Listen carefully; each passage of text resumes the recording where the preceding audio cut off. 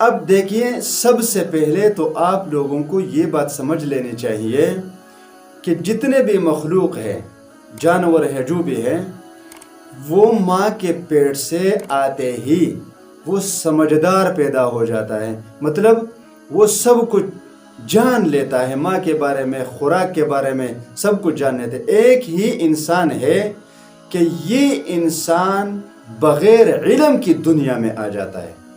اس کے آ جانے کے بعد اس کو کچھ بھی پتہ نہیں ہوتا کہ مجھے کیا کرنا ہے، کیا کھانا ہے، کیا نہیں کھانا، کیسے چلنا ہے، کیسے پھرنا ہے، کیسے باتیں کرنا ہے. یہ سکھائے جاتے ہیں انسانوں کو، یہ سکھائے جاتے ہیں. ایسے جیسے ہم اپنے بچوں کو ماں کا نام سکھا دیتے ہیں، والد کا نام سکھا دیتے ہیں، بڑے بھائی کا سکھا دیتے ہیں، بڑی بہن کا سکھا دیتے ہیں، کھانے پینے کی اشیاء کے نام بھی ہم سکھا دیتے ہیں، ایسے ہی ان کو یہ تمام باتیں سکھا لینے چاہیے، یہ تمام چیزیں. اور اس کا انحصار تربیت پر ہے اور والدین کی قابلیت پر ہے.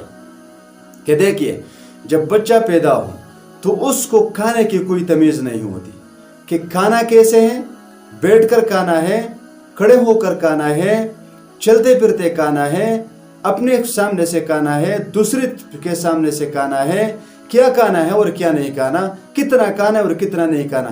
یہ تمام باتیں بچوں کو سکھائی جاتی ہے. جیسا کہ حضرت عمر بن ابی سلمہ رضی اللہ تعالیٰ عنہ فرماتے ہیں کہ میں آپ صلی اللہ علیہ وسلم کے زیر تربیت تھا، تو میرا ہاتھ سالن کے برتن میں گھوم رہا تھا، جیسا کہ بچوں کی یہ عادت ہوتی ہے. وہ برتن میں ہاتھ ادھر ادھر گھما لیتے ہیں، جہاں سے کھائے اور جہاں سے اٹھا لیا، اپنے سامنے سے بھی کھاتے، دوسرے کے سامنے سے بھی کھا لیتا ہے. تو آپ صلی اللہ علیہ وسلم نے مجھے فرمائے، اے بچے بسم اللہ پڑھو، بسم اللہ پڑھو، دائیں ہاتھ سے کھاؤ اور اپنے سامنے سے کھاؤ. دیکھیے، آپ صلی اللہ علیہ وسلم کی اس حدیث میں ہمیں 3 باتیں سکھائی گئی ہیں، اور یہی 3 باتیں بچپن میں بچے کو سکھانے چاہیے. وہ کیسے؟ کہ دیکھیے، ایک تو بسم اللہ پڑھ کر کھانا شروع کرنا چاہیے، دوسرے نمبر پر دائیں ہاتھ سے کھانا کھانا ہے، اور تیسری بات کہ اپنے سامنے سے کھانا ہے، کسی دوسرے کے سامنے سے کھانا نہیں کھانا. یہ 3 باتیں اس ایک ہی حدیث میں سکھائی گئی ہے. اب یہ بچوں کو بھی سکھانی چاہیے. یہ ہو گئی آج، کل انشاءاللہ مزید بات کریں گے.